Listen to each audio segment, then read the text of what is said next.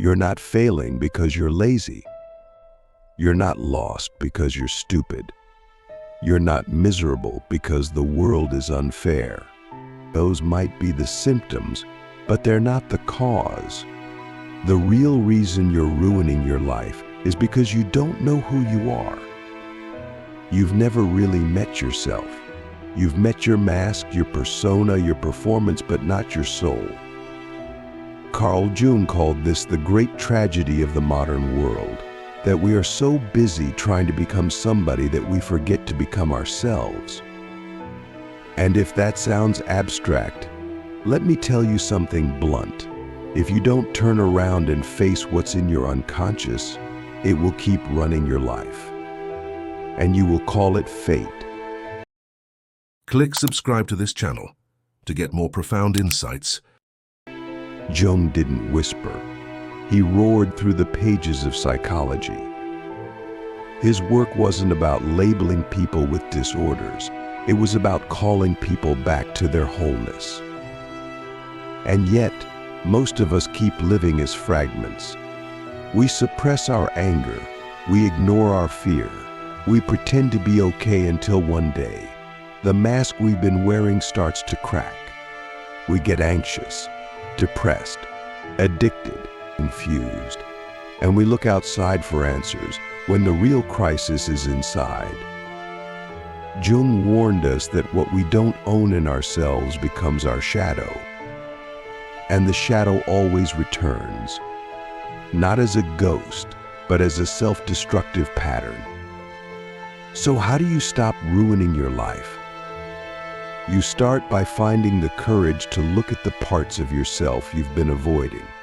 Not the parts you post about, not the parts that impress people, but the parts that scare you. The part of you that's jealous, that's angry, that's insecure, that's manipulative. See, we've been taught to fight these parts, and to deny them, to kill them off like weeds. But Jung said, no, these are not weeds. These are roots. And if you don't integrate them, they'll grow in the dark and strangle everything. Think about your last self-sabotage. That moment where you said something you knew you'd regret. That job you walked away from out of fear.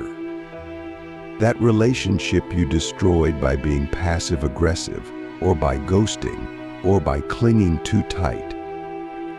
You think those were conscious decisions? They weren't. They were the shadow acting out. The unacknowledged part of you crying out for expression. And because you weren't listening, it came out sideways. And that's how you ruin your life bit by bit, decision by decision. Not because you're evil, but because you're evil, but because you're unconscious. Jung's wake-up call is brutal. Until you make the unconscious conscious, it will direct your life, and you will call it fate. That means the source of your suffering is not out there. It's not your ex. It's not your boss. It's not the economy. It's the blind spots you refuse to look at. It's your own inner world, twisted by years of self-denial and cultural programming. You've been trained to think that darkness is bad, but Jung would tell you darkness is potential. The shadow isn't your enemy, it's your unlived life. So what's the solution? Integration, not perfection. Not enlightenment, integration. You go into the parts of yourself that you fear, and you meet them with curiosity. You ask, what are you trying to teach me? You stop running. You stop pretending that if you just hustle harder, or meditate more, or read enough self-help books, the pain will go away. The pain doesn't go away until it's felt, until it's faced, until you pull it into the light and say, you are part of me now. And yes, it's terrifying, because who wants to admit they're capable of the things they judge in others? Who wants to admit that the narcissist, the coward, the liar, they all live inside us too? But here's the paradox. The more you admit your darkness, the less power it has over you. The more you face your shame, the less it controls you. The more you accept your inner chaos, the more peace you create. That's the work. That's what Jung meant by individuation. Not becoming someone else, becoming whole. Let me ask you something dangerous. Who are you when no one is watching? Who are you when the applause stops? Who are you when you strip away every identity you've ever worn? Student, employee, child, lover, achiever? What's left? Most people don't know. And that's why they're suffering. Because they're living a life that doesn't come from within. It comes from expectation, from fear, from comparison. And eventually the soul rebels. It starts with anxiety, then burnout, then numbness. And if you still don't listen, it explodes through crisis, through collapse, through chaos. But there is another way. You don't have to wait for your life to fall apart to wake up. You can choose to turn inward now, to start the descent into your own depths. Jung called this the night sea journey, the dark night of the soul. It's not pretty, it's not Instagrammable, but it's real. And the treasures you find there are priceless. You find your voice, your clarity, your power. Not the kind that dominates others, but the kind that cannot be stolen because it's rooted in truth. You also find your purpose not as a job, but as a way of being. You stop chasing meaning and you start embodying it. You realize that your pain wasn't a punishment, it was a message. That your wounds weren't flaws, they were invitations. That your suffering wasn't random, it was the map. And once you understand that, you stop running from life. You start engaging with it, fully, fiercely, authentically. But let's be honest, most people will never do this. They'll keep blaming. They'll keep numbing. They'll keep playing out the same patterns in new costumes. And they'll call it growth. But it's just repetition. Because doing the real inner work takes more than insight. It takes courage. It takes discipline. It takes an unshakable commitment to stop living a lie. And that's the moment you stop ruining your life, not when everything is fixed, but when you finally stop pretending that you're okay with being unconscious. You wake up. You feel the weight of your choices. You see the wreckage of your avoidance. And instead of collapsing under it, you rise. Not out of strength, but out of alignment. You realize that your life is not something happening to you, it's something emerging from you. And if you want a different life, you have to become a different version of you. Not a fake, polished version. A deeper, more integrated one. So ask yourself, what part of you have you been denying? What truth have you been afraid to admit? What pattern keeps repeating because you refuse to own it? This is your shadow calling, and if you don't answer, it will keep haunting you. Not as a ghost, but as regret, as addiction, as sabotage. As a quiet, gnawing sense that something is missing, even when everything looks fine. But if you do answer, if you turn around and walk into the fire, you'll find something you've been missing your whole life. Yourself. The real you. Not the mask. Not the persona. But the wild, sacred, flawed, brilliant self that was buried under all the shoulds and musts and rules. That's the self who knows how to live, That's the self who knows how to love. That's the self who can stop ruining your life and start building something extraordinary. You've seen the illusion. You've felt the cost of living inauthentically. You've tasted the bitter truth that no amount of success or validation can fix what's broken inside. And now, you're standing at a threshold. Jung called this the crossroads of consciousness, the place where you either turn back to who you've always been or step forward into who you were meant to become. And let's be real, this moment won't come with fireworks. It won't feel like a movie. It'll feel like loss, like grief, like the death of something familiar, because it is. It's the death of your false self. And without that death, there's no rebirth. Let's talk about the persona. You wear one. We all do. It's the mask you put on to survive. The version of you that gets approval, avoids rejection, keeps the peace. It's not fake, it's adaptive. It helped you fit in. It helped you get by. But now it's killing you. Because the longer you wear the mask, the more you forget it's not your face. You start living for appearances. You become a character in someone else's script. And then you wonder why you feel empty, why nothing satisfies, why life feels like a performance that never ends. The persona isn't evil, but it's not the truth. And when you mistake it for your identity, you start chasing everything that reinforces its status, titles, likes, applause. And here's the trap. Even when you get those things, they don't touch your soul, because your soul knows what's real. It knows that the life you're living is a compromise, that your joy is conditional, that your peace is performative. And that's why you sabotage. That's why you procrastinate. That's why you push away love.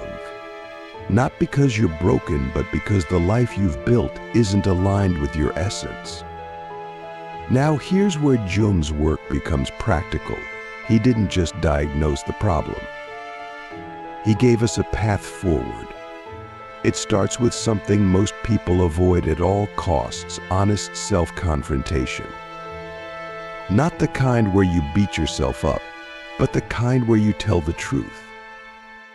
What are you lying to yourself about right now?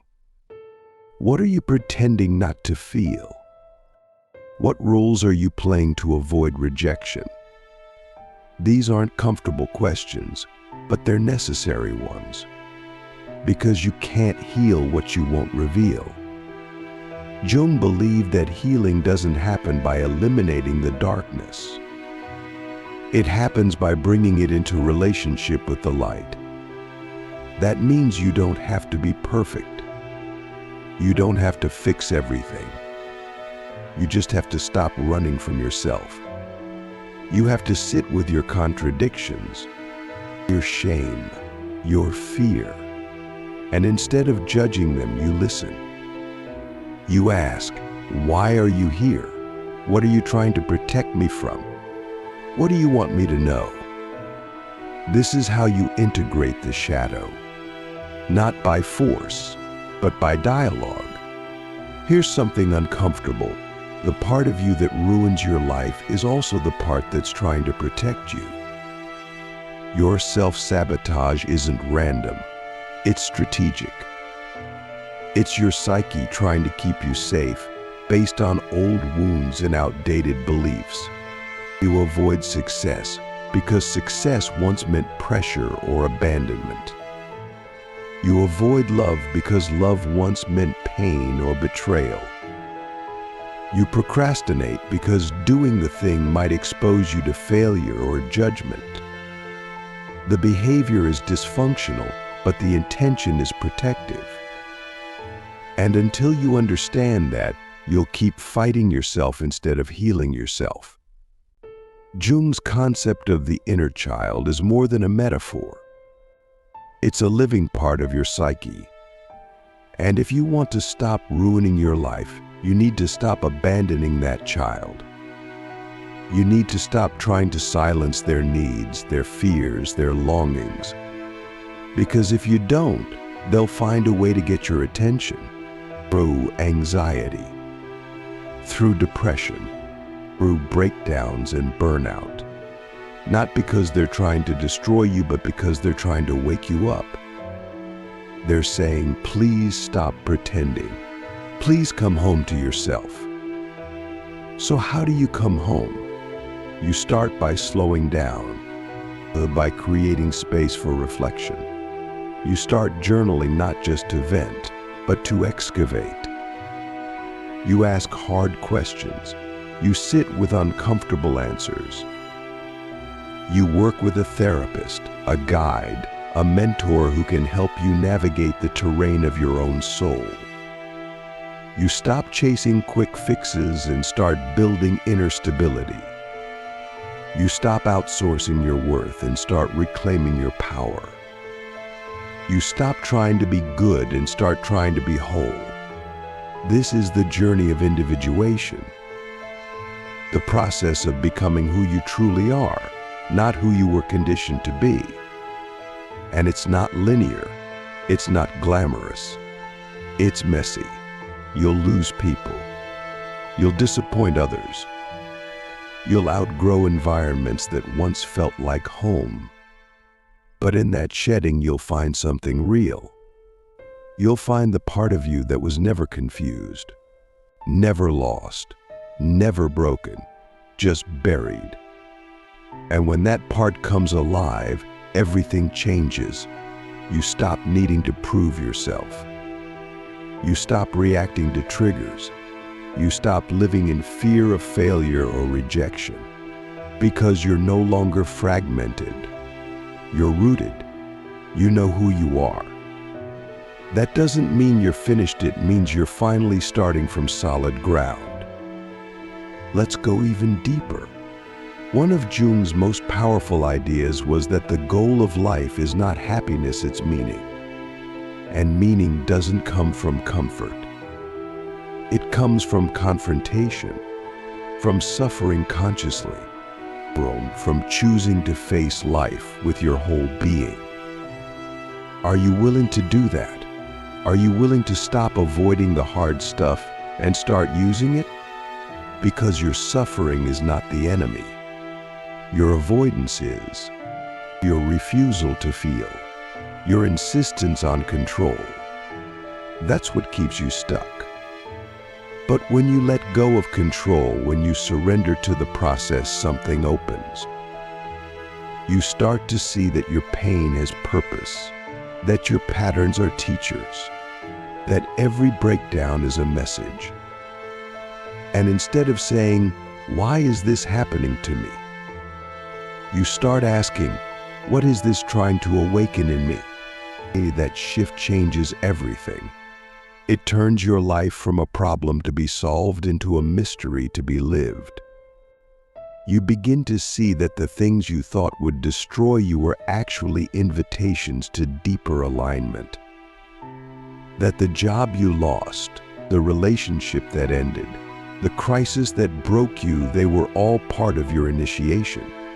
Into truth, into authenticity, into depth. You stop seeing your past as a curse and start seeing it as curriculum. And from that place, you stop ruining your life, not by controlling every outcome, but by trusting every experience. This is what Jung meant by wholeness. Not perfection, wholeness. The ability to hold all of yourself, the light and the dark, the joy and the grief, the strength and the vulnerability without shame. And when you can do that, you become unstoppable. Not because you're invincible, but because you're real. And realness is rare.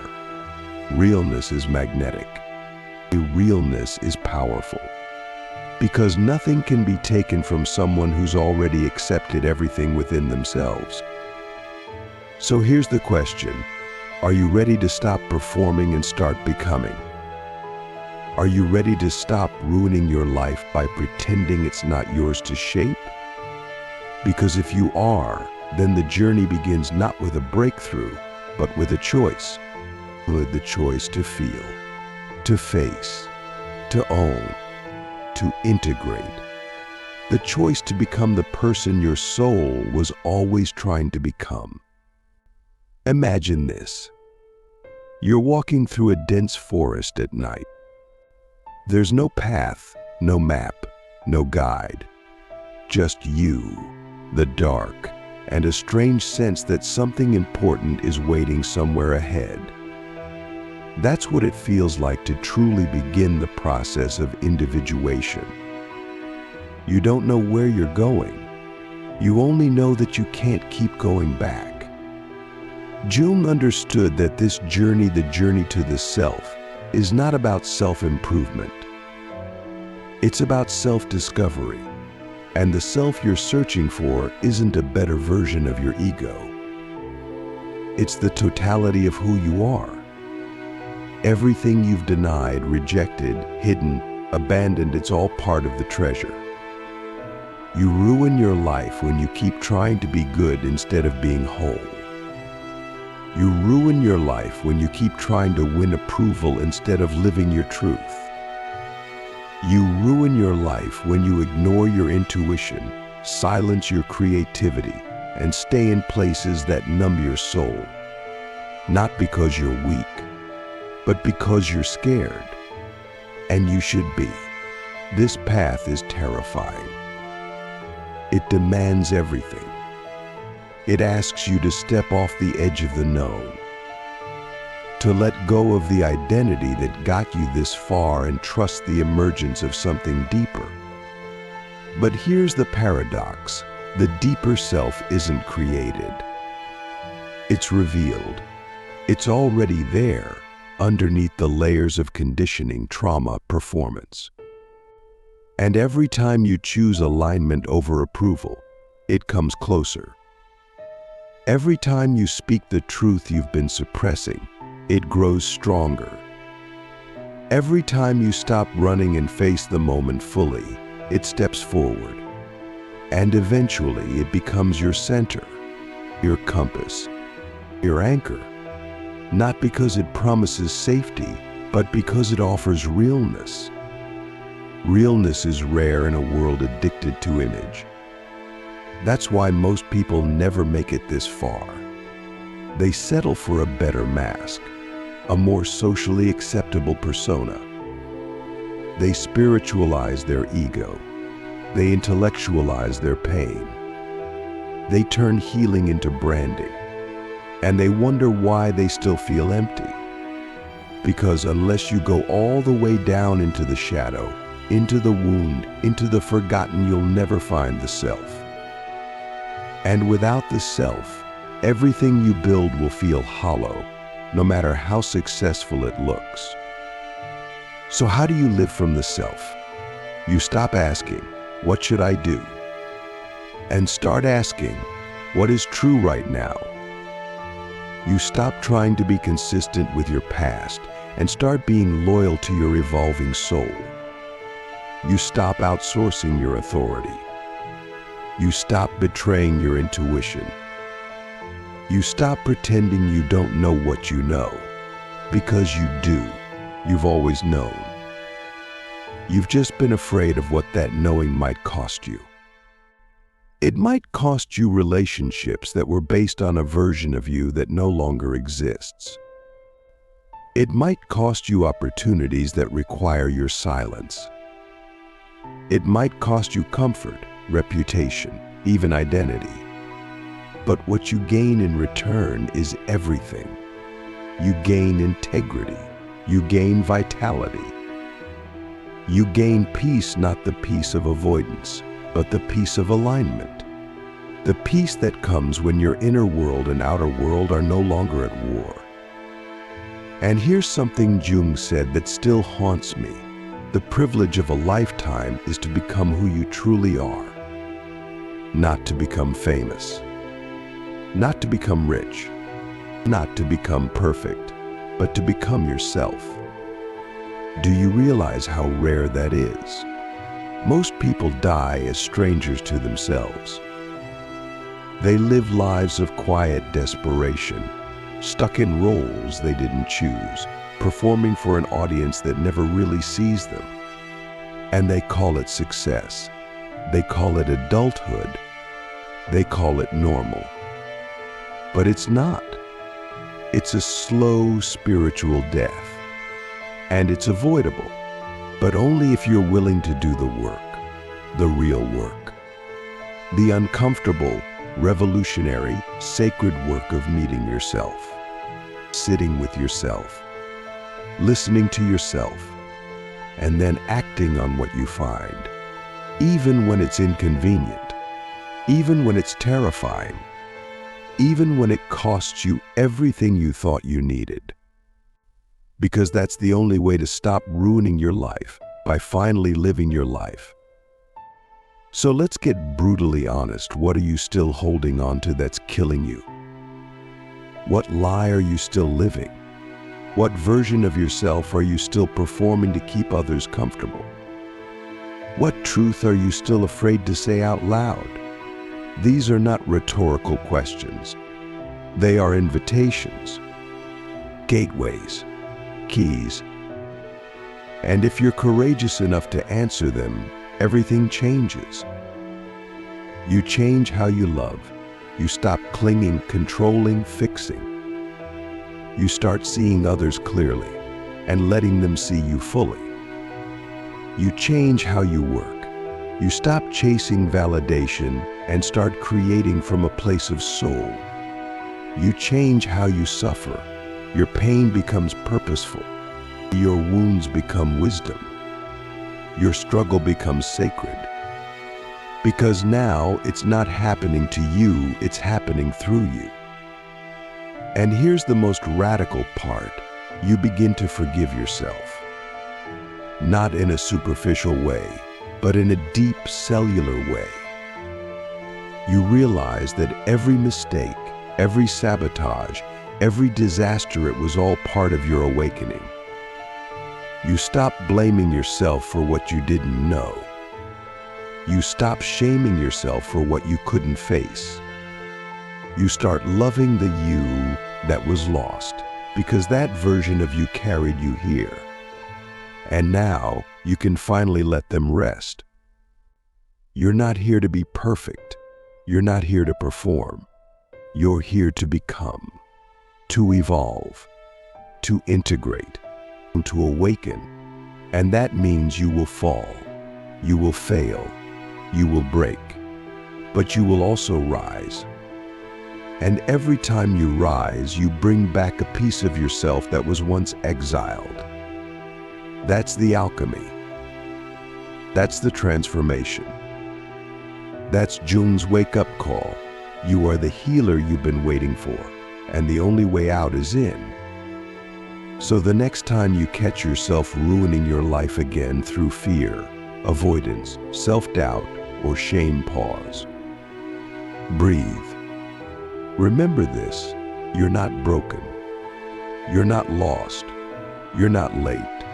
You're just being called to stop living in fragments, called to stop hiding behind masks, called to stop running from your own depth, called to become whole. And that's what this life is really about. Not achievement, not status, but wholeness, integration, consciousness. And that begins with one question, asked again and again, in every moment of fear and every moment of choice. What part of me am I abandoning right now, and what would it look like to bring them home? Ask it every day. Answer it with your life.